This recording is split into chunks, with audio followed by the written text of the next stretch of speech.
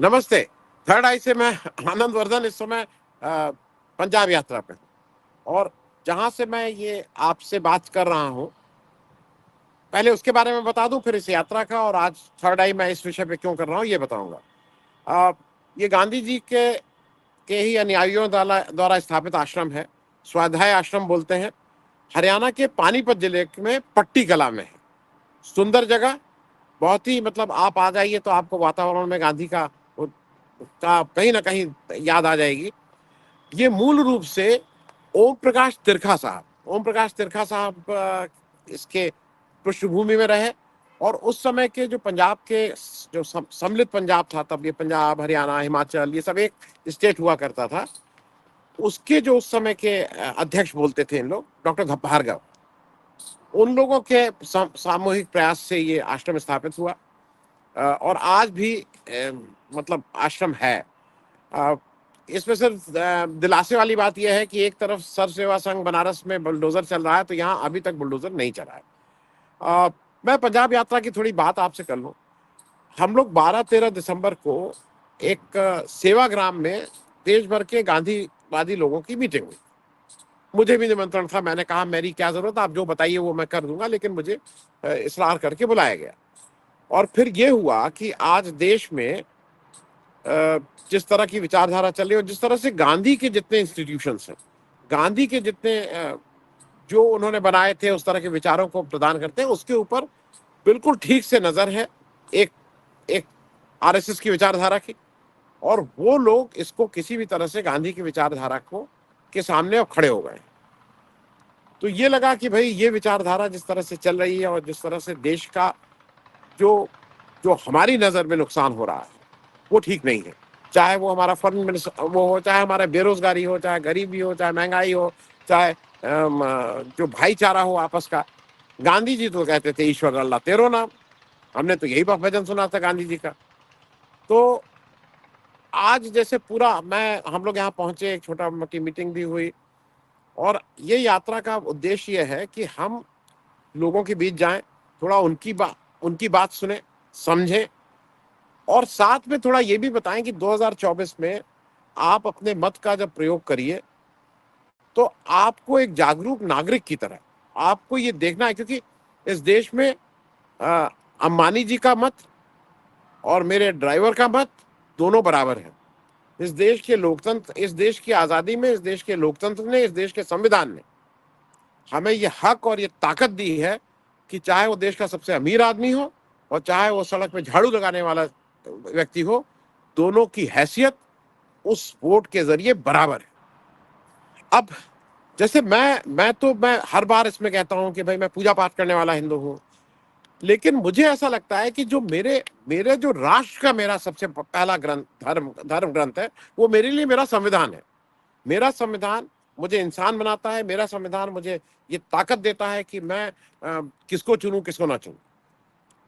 मेरे लिए मेरा धर्म ग्रंथ उससे बड़ा नहीं। मैं ये साफ तौर पे कह रहा हूं, धर्म मेरी आस्था का विषय है। मैं घर के अंदर जब रहता हूं तो मैं शिव की पूजा करता हूं, मेरी पत्नी राम की पूजा करती है, मेरा लड़का हनुमान की पूजा करता है। ये उनके अपने निजी फैसले हैं।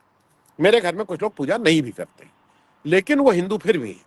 तो अभी मैं उस डिबेट पे नहीं जा रहा हूं, क्योंकि ये एक अजीब सी डिबेट हो गई है कि अगर राम मंदिर में 22 तारीख को आप नहीं जाएंगे तो आप देशद्रोही हैं, आप राष्ट्रद्रोही हैं।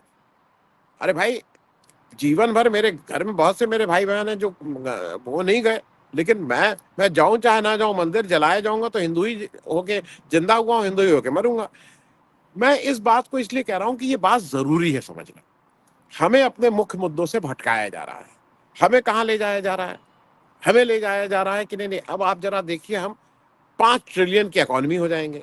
आप में से किसी को अगर ये लगता हो कि 5 ट्रिलियन की इकोनॉमी, हमारा अमेरिका बहुत अच्छा दोस्त है, रूस हमारा दोस्त है, सब दोस्त है, आपको क्या पिछले 10 वर्षों में ऐसा लगता है कि आपको अपना घर चलाना ज्यादा आसान है? और खास करके मैं अपनी उन बहनों और उन माताओं से जो मेरा शो देख रही हैं पूछ रहा हूं कि आपको मुश्किल हो रही है कि नहीं?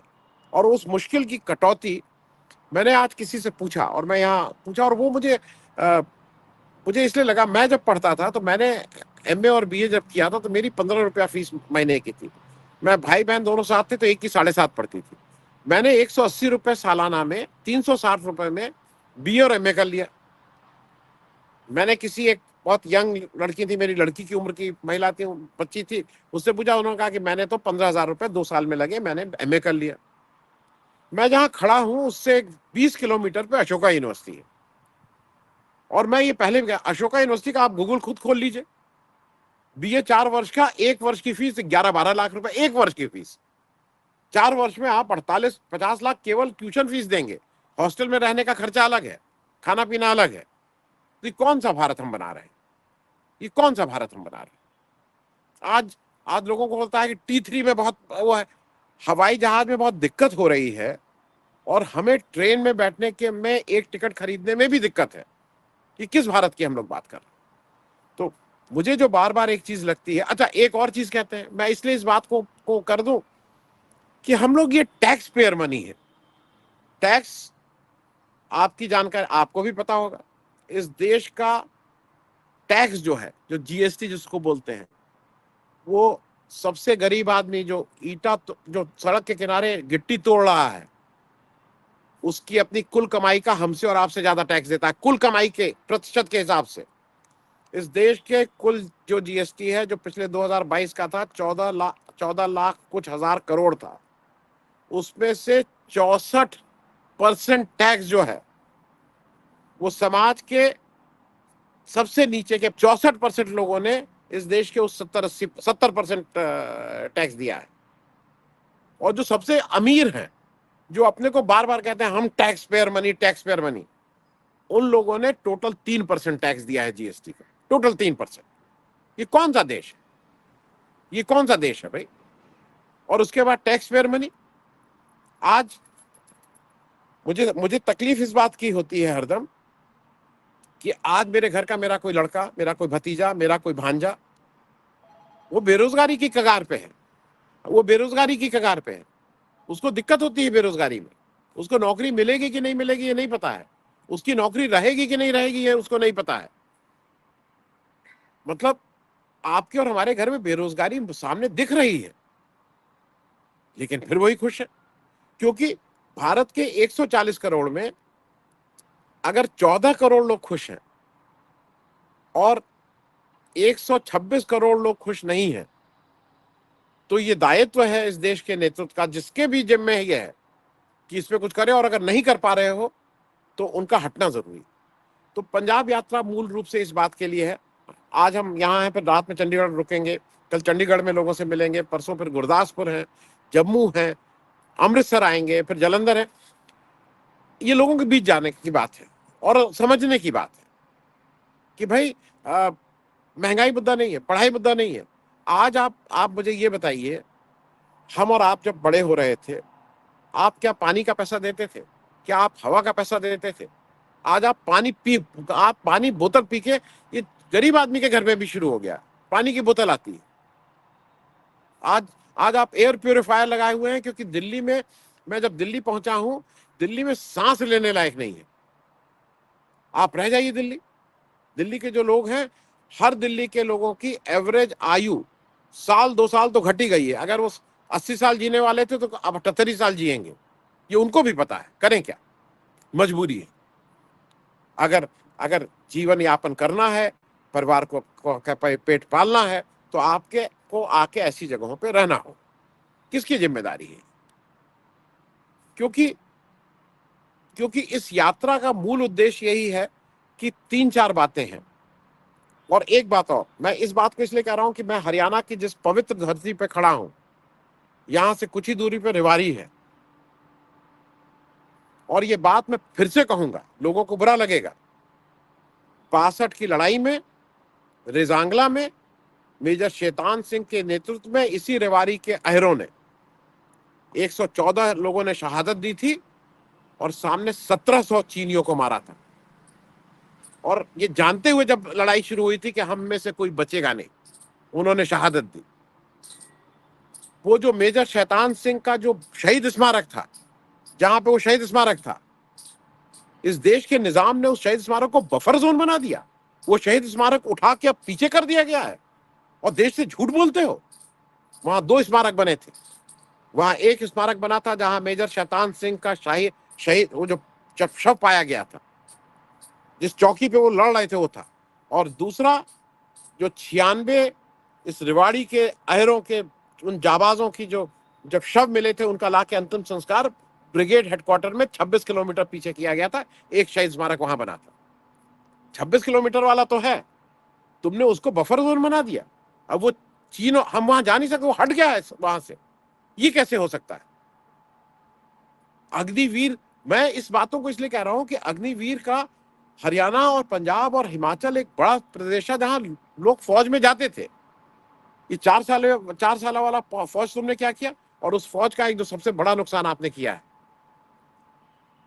हमारे जो देश के पुत्र थे वो हमारे देश के लिए अपनी जान की बाजी लगाते थे। एक बगल का देश है नेपाल, गुरखा रेजिमेंट होती थी, गुरखाज आपके लिए लड़ते थे, गुरखाज ने आपके लिए जान दी है, इस देश के लिए जान दी है। उन गुरखा रेजिमेंट को जो आज से नहीं सैकड़ों साल से भारत के लिए लड़ते आए हैं, अग्निवीर योजना होने के बाद अब नेपाल ने अपने लोगों को आपकी आपकी सैनिक उसमें भेजना बंद कर दिया है। और वो गुरखा आप जान रहे हैं कहां जा रहे हैं? अब वो गुरखा चीनी आर्मी में भर्ती होने जा रहे हैं और भर्ती हो रहे हैं। और आप अग्निवीर सेना का हिसाब किताब, सेना का बहीखाता रखा जाता है। एक किसी से कह दिया ना कि एक उंगली काटनी नहीं है, अगर एक आदमी भी मिल जाए तो नाम बदल दूंगा। मुझे मुझे इस बात पे, देखिए ऐसा है कि आज हम और आप यहाँ बैठे हैं, रात में सोते हैं, वो इसलिए सोते हैं कि कोई ना कोई जवान वहां खड़ा होकर अपनी जान की बाजी लगाया हुआ है। और ये कह देना कि नहीं नहीं हम उसको तनख्वाह देते हैं तो ये तो उसका काम है। तनख्वाह दीजिए ना और कहिए कि हर साल में एक बार तुम्हारी एक उंगली काटी जाएगी, दीजिए तनख्वाह, दीजिए 2 लाख रुपया महीना और कहिए कि हर साल तुम्हारी एक उंगली काटी जाएगी, 10 साल रहो और 10 साल में तुम्हारी उंगली काट देंगे, 2 लाख रुपए एक आदमी मिलेगा। ये क्या बातें करते हैं? ये लोग जज्बे के लिए लड़ते हैं, ये लोग तनख्वाह के लिए नहीं लड़ते हैं। तो एक तो उनको कम मत करिए, और दूसरा कि हमारे पास ये बैलेंस शीट है, ये पैसा है उनके। आप सैनिकों के जो उनकी पेंशन है, वो आज तक क्यों सैनिक धरने पे बैठे हैं? इस देश का सैनिक धरने पे बैठेगा? ये शर्म नहीं आती इस सरकार को? देश का सैनिक कैसे धरने पे बैठ सकता है?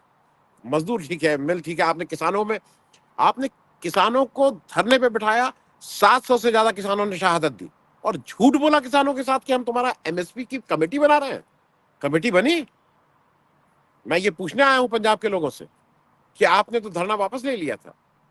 700 लोगों की शहादत है, आपके लोगों की शहादत है, आपके भाई और बहन और आपके घर के लड़कों की शहादत है। वो आपसे नहीं पूछेंगे कि आपने किया क्या, हमने क्यों शहादत दी थी? क्योंकि एक आदमी आया और उसने डमरू बजाया और आपको बेवकूफ बनाया कि हम आपको एमएसपी के एक कमेटी, आज तक कमेटी बनी, एमएसपी लागू हुआ? आपको लगता है अगले 2-4 साल में एमएसपी लागू होगा?